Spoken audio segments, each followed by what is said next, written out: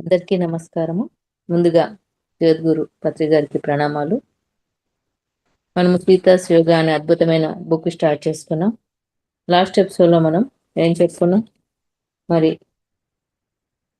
దేవాని అనే కోణంలో తెలుపుకునే ముందు సీతాదేవి, రాముడు వనవాసం యొక్క ముఖ్య ఉద్దేశం గురించి చెప్పుకున్నాం. ఎన్నో కొత్త మార్పులకి వాళ్ళ నాంది పలికారు. కొత్త వ్యవసాయ పద్ధతులు, పెరుగుతున్న జనాభాకు ఎలా ముందుకెళ్ళాలి వాళ్ళు జీవనం కోసము అని విద్యా అంటే ఋషులు స్థాపించిన విద్యా సంస్థల్ని ఆశ్రమాలుగా చేయడము ఇవన్నిటి గురించి చెప్పారు. అయితే మరి రావణుడు లాంటి వాళ్ళు వాటిని ముందుకెళ్ళకుండా వాళ్ళు చేసిన ప్రయత్నాలు, మరి అది చాలా ప్రకృతి విధ్వంసకానికి కారణమవడము, అందుకోను సీతాదేవి లంకకు వెళ్ళాలని నిర్ణయించుకుంది కాబట్టి వెళ్ళడం జరిగింది. ఎందుకంటే రాముడు ఎలాగైనా రావణ్ణి వధించాల్సిన అవసరం ఉంది. సో అలా ధర్మ సంస్థాపన జరిగింది. ఎన్నో కారణాలు ఉన్నాయి వనవాసం వెనుక. మరి అవి లాస్ట్ ఎపిసోడ్లో తెలుసుకున్నాం. మరి దేవాని కోణంలోనే ఈ స్టోరీ ఉంటుందన్నప్పుడు ముందు మాటగా మనకి ఈరోజు కొంత తెలుపుకుందాం. మరేమంటున్నారంటే దేవాని అనే యువతి ఏమంటుందంటే, నేను పుట్టక ముందే ఆమెను తెలుసుకున్నానంటుంది. ఇక్కడ చూడండి, తన దేవి గురించి చెప్తుంది. సీతాదేవి, లక్ష్మీదేవి గురించి. నేను పుట్టక ముందే ఆమెను తెలుసుకున్నాను, చాలా ముందే తెలుసుకున్నాను. కొన్నిసార్లు నేను ఆమెను ఎప్పుడూ తెలియని సమయం లేదే అనిపిస్తుంది. అంటే తెలియలేని రోజంటూ లేదు, ఆ టైం అంటూ లేదు. అంటే ఎల్లవేళలా నేను తనతోనే ఉన్నాను అన్నట్టు. కానీ గర్భంలోనికి ప్రవేశించే ముందు ఉన్న జ్ఞాపకాలను ఇక్కడ వివరించను. అంతకుముందు ఎన్నో ఉంటాయి వాళ్ళ జ్ఞాపకాలు. అంటే గర్భం రాకముందు ఆ లోకంలో ఉన్నప్పుడు ఉన్న వాటి గురించి ఇక్కడ నేను చెప్పను, కానీ అవి తర్వాత తెలుస్తాయి అంటుంది. కానీ గర్భంలో ఉన్నప్పుడు నా తల్లి స్వరాన్ని నేను గ్రహించగలిగాను, కానీ మరో స్వరం కూడా వినిపించేది. అక్కడ ఏ తల్లిని ఎంపిక చేసుకుని వచ్చిందో దేవాని, ఆ తల్లి స్వరంతో పాటు మరో స్వరం కూడా వినిపించేదట. అది చాలా మృదువుగా కేవలం వినిపించేటట్లు ఉండేదట. అది ఆమె స్వరం అని నేను తెలుసుకున్నాను. ఆ మాటలు నా అంతరంగంలో ప్రతిధ్వనించాయి. ఇక్కడ మనం ఆమె అంటే సాక్షాత్ లక్ష్మీదేవి అన్నమాట. మరి ఆమెను ఎంపిక చేసుకొని వచ్చిన వాళ్ళు వీళ్ళందరూ నక్షత్ర కాంతి గుసగుసలుగా సున్నితంగా అలా ఉండేదట. ఆ విధంగా ఆమె ఉనికి నాతో ఉండేది. ఇలా నక్షత్రాలు మినుకు మినుకుమంటే మనకి ఎలా మంచిగా అనిపిస్తుంది ఆకాశంలో చూస్తే. ఆమె గర్భంలో ఉన్నప్పుడు ఆమెను అలా కనుగొనేదట, అలా ఉండేదట ఉనికి. ఏమనింది అంటే, దేవి ఏమనేది అంటే దేవానితో, నేను నిన్ను కనుగొంటాను మరియు ఈ జన్మలో నువ్వు ముక్తిని పొందుతావు నేను చెప్పినట్టే అని లక్ష్మీదేవి ఆ దేవానితో కడుపులో ఉన్నప్పుడు, తల్లి కడుపులో ఉన్నప్పుడు చెప్పిన మాటలు చెప్తుంది. నేను నిన్ను కనుగొంటాను. ఇక్కడ కనుగొనడం అంటే ఏంటంటే, ఒక్కసారి భూమి మీదకి వచ్చాక ఒక్కొక్కరు ఒక్కొక్క ప్లేస్లో ఉండి మాయలో పడిపోతారు. వాళ్ళు ఎందుకు వచ్చామో తెలుసుకోలేకపోతారు. వాళ్ళు ఎవరు కనెక్ట్ అయ్యి వచ్చారు, ఏ పని కోసం వచ్చారు అనేది గుర్తుండకపోవచ్చు. కానీ ఇక్కడ ఆమె హామీ ఇస్తుంది, నేను నిన్ను కనుగొంటాను, ఈ జన్మలో నువ్వు ముక్తిని పొందుతావు. రెండు చెప్పారు. నేను చెప్పినట్టుగానే జరుగుతుందని చెప్పింది అనమాట. ఈ మాటలు ఆమె గుర్తున్నాయంట.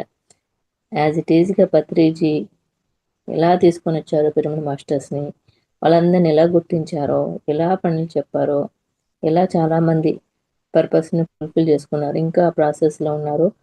ప్రతి యుగంలోనూ ఇలాంటి గొప్ప మహానుభావుల సమక్షంలో జరిగేది ఇదే. సో ఇది చెప్పిందని చెప్తుంది. బహుశా అవే నేను గర్భంలోనికి ప్రవేశించే ముందు విన్నటువంటి చివరి మాటలు అని చెప్తుంది. అంతకుముందునే తర్వాత తెలుస్తాయి అంటుంది కదా.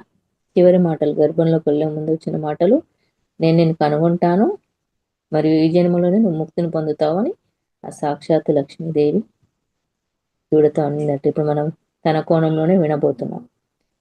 మరి గర్భధారణ కాలమంతా నాతోనే ఉండిపోయాయి. ఆ మాటలన్నీ నా లోపల ప్రతిధ్వనిస్తూ ఉన్నాయి.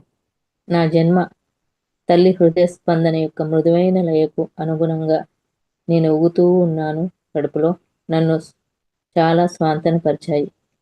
ఆమె రక్త ప్రవాహం ద్వారా నాకు పోషణ అందుతూ ఉండేది. నా పెరుగుతున్న శరీరాన్ని పెంచుతూ మమ్మల్ని ఒక బంధంతో కలిపింది అంటుంది. నా తల్లి గర్భంలో నిద్రిస్తున్నప్పుడు నా అంతరస్వరం నాకు ఓదార్పునిచ్చేది. మానవ శరీరం రూపుదిద్దుకుంటున్నప్పుడు ఇదంతా జరిగింది. ఇక ఒక సమయం వచ్చింది. నేను గర్భం అనే పరిమితిని దాటి, అంటే 9 నెలలు దాటినాక రావాల్సిందే కదా. ఇంకా టైం అయిపోయింది గర్భంలో. ఇంకా బయటికి రావాలి భూమిపైకి. అక్కడ ఏముంటుంది? కాలం మరియు స్థలం ఉంటుంది. ఈ 3 డైమెన్షన్ ఉంటుంది. 3 కులమాన ప్రపంచం అంటారు. 3 డైమెన్షన్ ఎర్త్ అంటారు. అందులోకి రావడానికి ఇక ప్రయత్నించాను. భూమిపైకి రావడానికి ప్రయత్నించాను. మాయనే ఉంటుంది కదా. మరి ఆ సమయంలో కూడా ఆమె నాతోనే ఉంది. అంటే ఇక్కడ ఎవరు? సాక్షాత్తు లక్ష్మీదేవి, అంటే సీతాదేవి.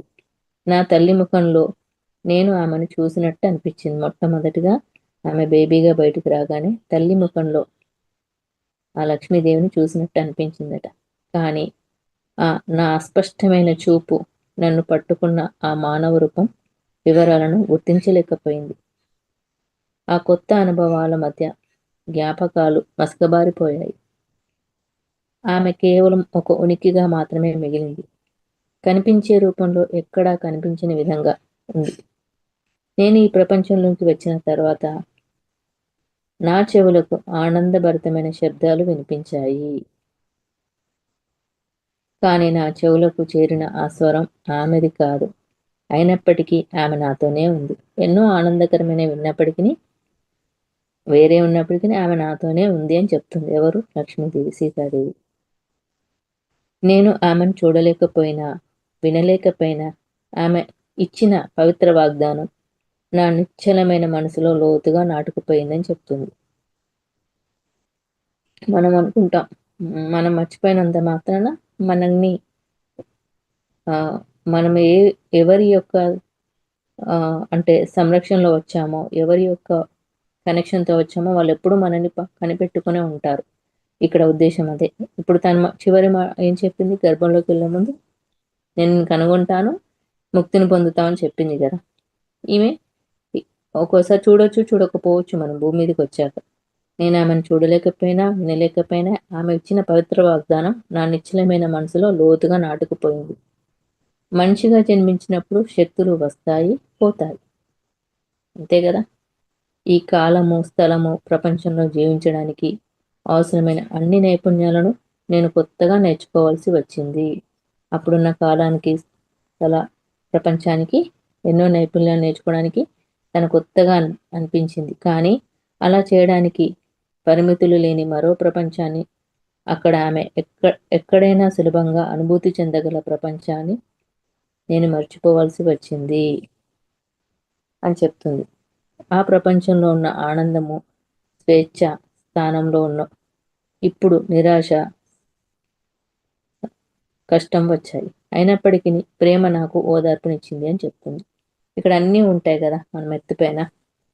కానీ ఆమె కనెక్షన్ ఉంది కాబట్టి ఆ ప్రేమ అనేది ఆమెకు ఓదార్పునిచ్చింది. ఇది నా మానవ లోకంలోకి ప్రవేశాన్ని సులభం చేసింది. తన యొక్క ప్రేమనే, తల్లి యొక్క ఆప్యాయ ఆలింగనం ద్వారా వ్యక్తమైన ప్రేమ నన్ను ఆదరించింది. లోతులో ఎక్కడో నా మానవ తల్లి చేతుల ద్వారా నన్ను పట్టుకొని చూసుకుంటుంది సాక్షాత్ లక్ష్మీదేవి అని నాకు తెలుసు. నా తల్లి రూపంలో నన్ను చూస్తుంది ఆ దేవి అని నాకు తెలుసు అంటుంది. ఇలా కాలం గడిచింది. మెల్లిగా నడవడము, మాట్లాడడం నేర్చుకున్నాను. ఇదంతా దేవాని చెప్తుంది అనమాట. ఇప్పుడు మనం తన కోణంలోనే వినబోతున్నాం మొత్తం. బయట ప్రపంచం పరిమితులకు అలవాటు పడ్డాను. అక్కడ ఏముంటుంది? పెరుగుతుంటే సొసైటీలో ఉండాలి, వాటికి అలవాటు పడింది. కళలలో ఆమె రూపం డ్రీమ్స్లో కనిపించేది. కళలు కొద్దిసేపు నా మనసులో మెరిసేది. వసంతపు మొదటి సువాసన లాగా సున్నితంగా ఉండేది. అది దేవతలలో దేవత అయిన మహాదేవి యొక్క చిన్న దర్శనం లాంటిది. ఆమె నన్ను కనుగొంటానని చెప్పింది, అలాగే చేసింది. చెప్పింది కదా వాగ్దానం, నేను నిన్ను కనుగొంటానని, అలాగే చేసింది కూడా అంటుంది. అదేంటనేది మనకు తెలుస్తుంది స్టోరీలో. ఆ దివ్యలోకంలో చేసిన వాగ్దానాలు తప్పకుండా నెరవేరుతాయి. దివ్యలోకంలో చేసిన వాగ్దానాలు తప్పకుండా నెరవేరుతాయి. వాటిని ఎవ్వరూ ఆపలేరు అన్నమాట. కానీ మోక్షం గురించి ఏంటి? బాధల చక్రం నుంచి విముక్తి, మాయలో చిక్కుకొని ఉండడం నుంచి విముక్తి. అంతే కదా, కిందికి వచ్చి ఏదో చేస్తామని వచ్చి బాధల్లో పడి చక్రంలో పడతాం. దాని నుంచి విముక్తి అయితే మోక్షం. మాయ ఉంటుంది, మాయలో చిక్కుకొని ఉన్నాం కదా, దాని నుంచి బయటపడితే విముక్తి. మన పరిమితులను నిజమని నమ్మే భ్రమ. ఇప్పుడు మనం ఇక్కడ చూస్తున్న ఈ పరిమితులే నిజం అనుకుంటాం, ఇదంతా ఒక భ్రమ. సో దాని నుంచి బయటపడదాం. పునర్జన్మ అనే కర్మబంధం నుంచి విముక్తి. జనన మరణ చక్రాలు ఉంటాయి కదా, మరి మళ్ళీ పునర్జన్మ కావాలనుకుంటే మన ఇష్టం, కానీ ముక్తి పొందితేనే కదా. మరి ఆ స్థితిలో అలా తీసుకెళ్తాంది దేవి. వీటన్నిటి నుంచి, ఆ కర్మబంధం నుంచి విముక్తి, నిజాన్ని యథార్థంగా చూడలేని స్థితి నుంచి బయటపడటం. అక్కడ నిజం ఉంటుంది, కానీ దాన్ని దానిగా చూడలేము. అలాంటి స్థితి నుంచి కూడా బయటపడడం. ఇవన్నీ ఎలా సాధ్యమవుతాయి? ఆ వాగ్దానం ఎలా నెరవేరుతుంది? వాగ్దానం ఇచ్చింది, కానీ ఇలాంటివన్నీ ఉంటాయి కదా. బాధలు ఉంటాయి, మాయ ఉంటుంది, జన పునర్జన్మ ఉంటుంది, అనిపించేదే సత్యం అనుకుంటాము, సత్యాన్ని చూడలేని స్థితి ఉంటుంది. వీటన్నిటి నుంచి బయటపడి ముక్తి పొందే మార్గం ఎలా సాధ్యమో, మరి వాగ్దానం ఎలా నెరవేరుతుంది చూద్దాం. మరిన్ని ఎపిసోడ్స్ ఉన్నాయి కదా, మరి ఈ వాగ్దానం ఎలా నెరవేరింది, ఈ స్టోరీ ద్వారా మనమేం తెలుసుకునేది ముందు ముందు తెలుస్తాయి. చాలా అద్భుతంగా మనం దేవాని కోణంలో మనం సీతాదేవి గురించి, రామాయణం గురించి వినబోతున్నాం. Thank you. ప్రతి ఎపిసోడ్ని శ్రద్ధగా విందాము. Okay, thank you so much అందరికీ. Thank you all.